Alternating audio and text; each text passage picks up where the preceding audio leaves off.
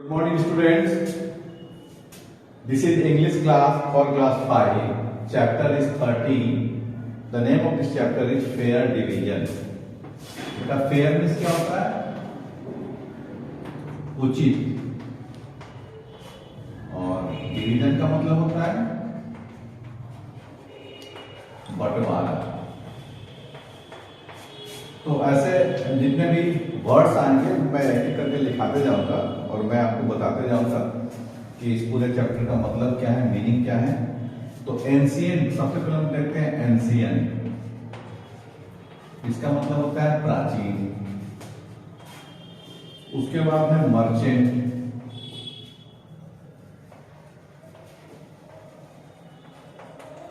व्यापारी।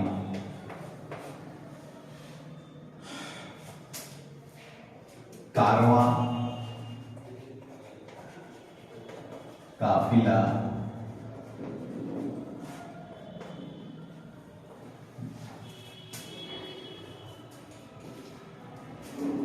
और भी है कुछ वर्ड, पोलाई, नम्र, जेंटल, सीधा साधा,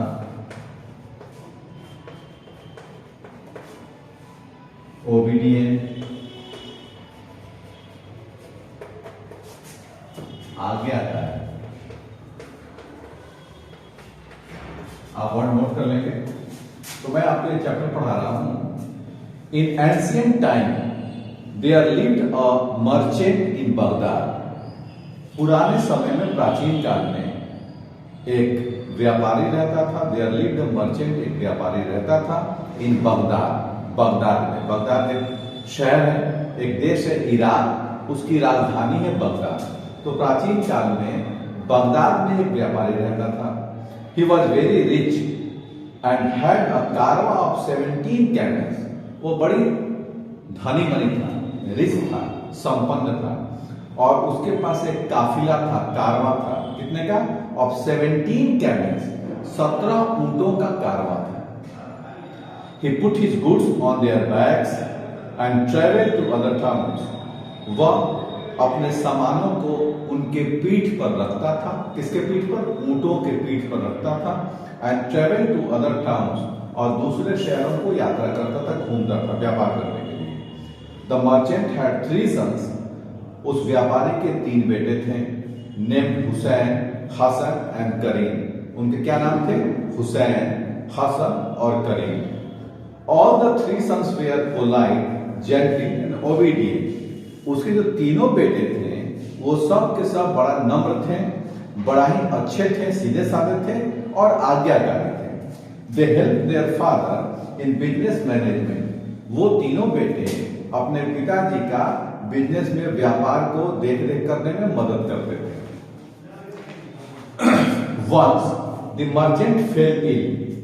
एक बार वो व्यापारी बीमार पड़ गया। His sons arranged for the best treatment. उनके बेटों ने, उसके बेटों ने उसके लिए बेहतरीन इलाज की व्यवस्था करी। ट्रीटमेंट का मतलब होता है इलाज, ट्रीटमेंट, इलाज। But the father showed no sign of recovery.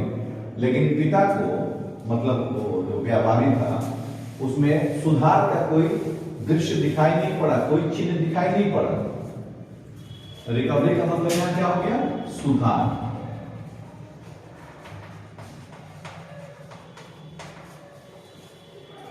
Now the merchant was very sad. अब व्यापारी बहुत दुखी था। He called his sons and told them.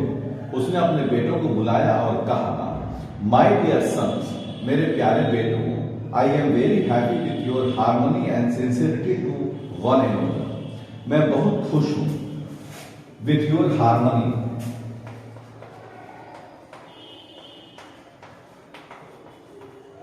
सामंजस्य मतलब एक दूसरे से एडजस्ट कर लेना, है ना। और सिंसिरिटी,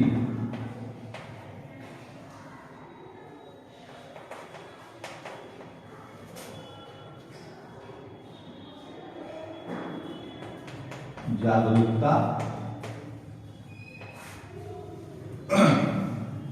आपकी जागरूकता से, आपके सिंसियरिटी से और आपके हार्मनी से मैं बहुत खुश हूँ। All of you have served me sincerely. आप सब ने मुझे बहुत ही जागरूकता के साथ, बहुत ही भावना के साथ सेवा करी। बट आई एम अफ्रेड, लेकिन मुझे इस बात का डर है, you might find out after my death, कि आप सब मेरे मरने के बाद झगड़ा करेंगे। No never, will never quarrel, नहीं, कभी नहीं, हम कभी नहीं झगड़ा करेंगे। All the three sons answered in a single voice, तीनों बेटों ने एक आवाज में जवाब दिया कि हम झगड़ा नहीं करेंगे।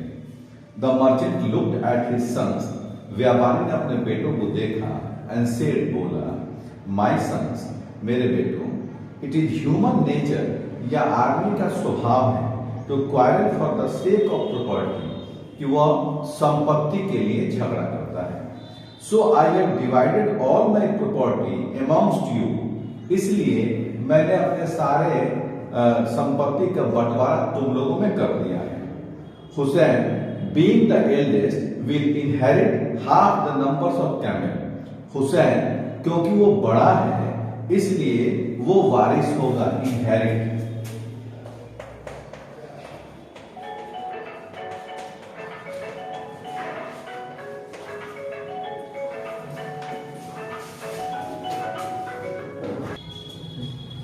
तो क्योंकि बड़ा बेटा है कौन, हुसैन, तो वो आधे ऊंटों का मालिक होगा।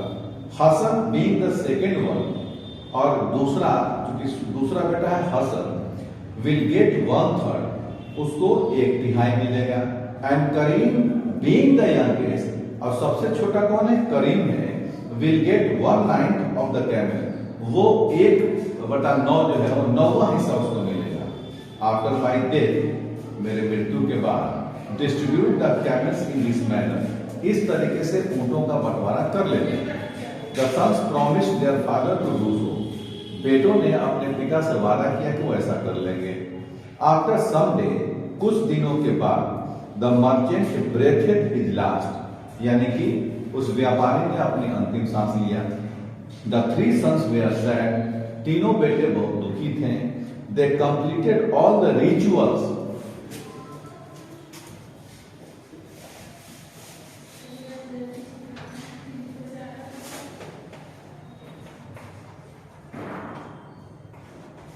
रीति रिवाज,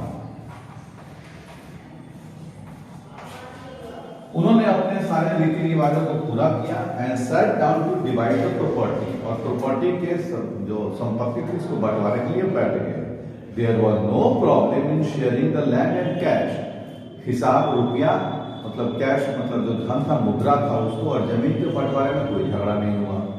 but a severe problem cropped up when it came to camels, लेकिन जब ऊंटों के बंटवारे की बात आई तो एक बहुत बड़ी समस्या आ गई। As the merchant had advised them, जैसा कि मर्चेंट ने उन्हें सलाह दिया था, व्यापारी ने सलाह दिया था, Hussain was to get half of the 17 camels, Hussain को 17 ऊंट थे, उसमें से आधा लेने थे। Now the problem was how to get 8.5 camel, अब समस्या थी कि 8.5, 8.5 का मतलब 8.5 ऊंट कैसे लेगा, 8 तो ले लेगा, आधा ऊंट कैसे लेगा। आफ्टर थिंकिंग ए लॉट, बहुत सोचने के बाद, Hasan suggested that Hussain should be contented with 8 camels, Hasan ने ये सुझाव दिया कि हुसैन को 8 ऊंट से संतुष्टि कर लेनी चाहिए, 8.5 के चक्कर में ना पड़ के 8 ले ले। Contented,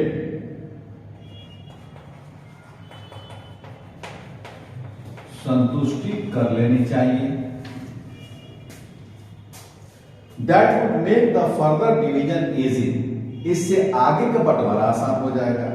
but Hussain refuse to accept less than his promise share, लेकिन हुसैन ने मना कर दिया, बोला कि ना, जितना मुझे मिलने का शेयर मिलने का हिस्सा मिलने का वादा किया गया मैं उससे कम नहीं लूंगा। Now Karim suggested a new way, अब करीम ने एक नया तरीका समझाया, सुझाव दिया। Let us sell off 1 camel first and share the proceeds in a fair manner, हम क्या करते हैं कि एक ऊंट को बेच देते हैं, उसके बाद उसके हिस्से को हम लोग उचित तरीके से जो है वो बांट लेते हैं और ये इसके बाद जो है वो बंटवारा सही तरीके से हो जाएगा। I think the remaining 16 will pose no problem of distribution. मुझे लगता है कि बाकी जो 16 ऊंट बचेंगे उसको बंटवारे में कोई दिक्कत नहीं आएगी। The discussion went on for several days with no solution. कई दिनों तक ये तर्क वितर्क चलता रहा लेकिन कोई भी इसका समाधान नहीं निकला। Non accepted the suggestions that came from the other. एक ने सुझाव दिया, दूसरा मना कर दिया, दूसरे ने दिया, तीसरा मना कर दिया। एक का सुझाव दूसरा नहीं मान रहा था। This generated heat. इससे गुस्सा, ऊर्जा, मतलब लोगों में गर्मी आ गई, गुस्सा आ गया। And they came on the verge of quarrelling. Reason क्या हुआ कि वो लड़ाई की स्थिति में आ गए।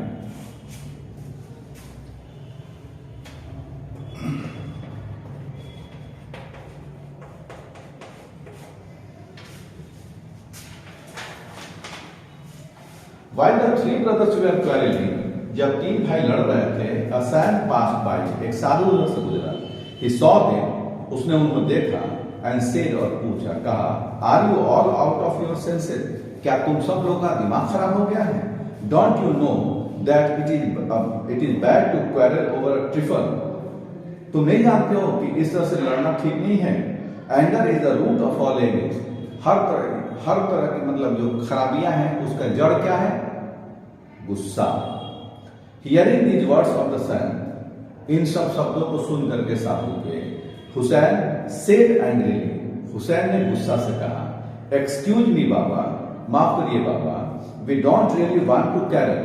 हम लोग क्वेरल करना नहीं चाहते, हम लोग झगड़ा नहीं चाहते हैं, but we are in trouble. लेकिन हम सब एक समस्या में हैं, and we see no solution to our problem. और हमें इस समस्या का कोई समाधान नहीं लग रहा है। May I know the problem you have been facing? क्या मैं उस समस्या को जान सकता हूं जो आप लोगों को परेशान कर रही है? The son said to them, संत ने उनसे पूछा। The brothers told him the whole story. भाइयों ने उसे पूरी कहानियां बताई। The son listened to them.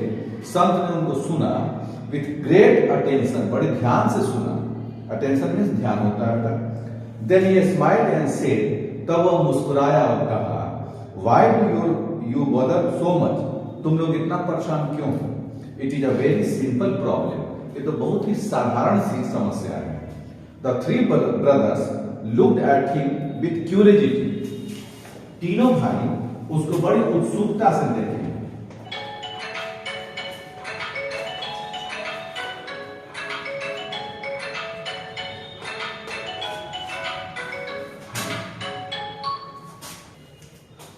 I shall give you my camel, and then you can easily distribute the camel according to your father's wish. The son said. संत ने कहा कि मैं अपना ऊंट आप लोगों को दे दूंगा और आप लोग फिर अपने पिता की इच्छा के अनुसार बंटवारा कर लीजिएगा। Thanks for the offer. यह आपने ऑफर किया, प्रस्तुति की, इसके लिए बहुत धन्यवाद। But we can not take your camel. लेकिन हम आपका ऊंट नहीं ले सकते। All the brothers said in one voice. सभी भाइयों ने एक ही आवाज में जवाब दिया। The son again said. संत ने फिर कहा, यू नीड नॉट वरी। तुम्हें, आप लोगों को चिंता करने की जरूरत नहीं है। I have large number of camels. मेरे पास बहुत सारे ऊंट हैं। One camel less will make no difference to me. अगर एक ऊंट कम भी हो गया तो मुझे कोई अंतर नहीं पड़ता है। I would not be poor. मैं गरीब थोड़े हो जाऊंगा। With a large blessing. अल्लाह की कृपा से, आशीर्वाद से। Seeing no way they agreed to accept the offer. उनको लगा कि अब कोई रास्ता नहीं है तो ये लोग उसके ऑफर को ही स्वीकार कर ले कि आप कोई और तरीका नहीं, ऑफर ही स्वीकार कर लेते हैं। Adding one more camel. एक ऊंट को और जोड़ लेने से started working out the share of each one of them. सबकी बंटवारा का काम शुरू हो गया। They had now 18 camels. अब उनके पास 18 ऊंट हैं। Out of which Hussain took 9, जिसमें से हुसैन को आधा मिलना था, 9 रख लिया। हसन 6, हसन को 6 मिलना था, 6 रख लिया। एंड करीम 2, और करीम को 2 मिल गया। आफ्टर द डिवीजन, बंटवारे के बाद, the brothers were greatly surprise. भाई सभी जो थे वो तीनों बड़ी आश्चर्य में पड़ गए टू सी, यह देखकर, that the Sands camel was still left, कि संत का जो, साधु का जो कैमल था वो आज ऊंट जो था वो बचा हुआ था। The saint smiled again. साधु फिर मुस्कुराया and took back his camel, और फिर अपने मूड को वापस ले लिया। He left the place with his passing advice, फिर वो जाते जाते सलाह देकर के वहां चला गया। ऑलवेज रिमेंबर, हमेशा याद रखना, क्वारलिंग इज शियर फुलिशनेस, झगड़ा जो है वो एकदम क्या है, बेवकूफी है। The member of a family should live in peace and harmony, परिवार के सदस्यों को शांति के साथ सहिष्णुता के साथ रहना चाहिए। That is the key to happy life, और यही जो है वो खुशी पूर्वक जीने की चाबी है कि कैसे अगर हम एक साथ मिलजुल कर रहेंगे तो झगड़ा नहीं होगा और जीवन भी बड़ी खुशी से चलेगा। तो ये तो चैप्टर हो गया बेटा आपका। इसके बाद अगले क्लास में फिर आपको आंसर क्वेश्चन करा दिया जाएगा, तब तक ये वर्ड मीनिंग नोट कर लेंगे और इसको याद करेंगे, है ना। फिर अगले क्लास में हम मिलेंगे और आपको फिर आगे पढ़ाएंगे। Thank you.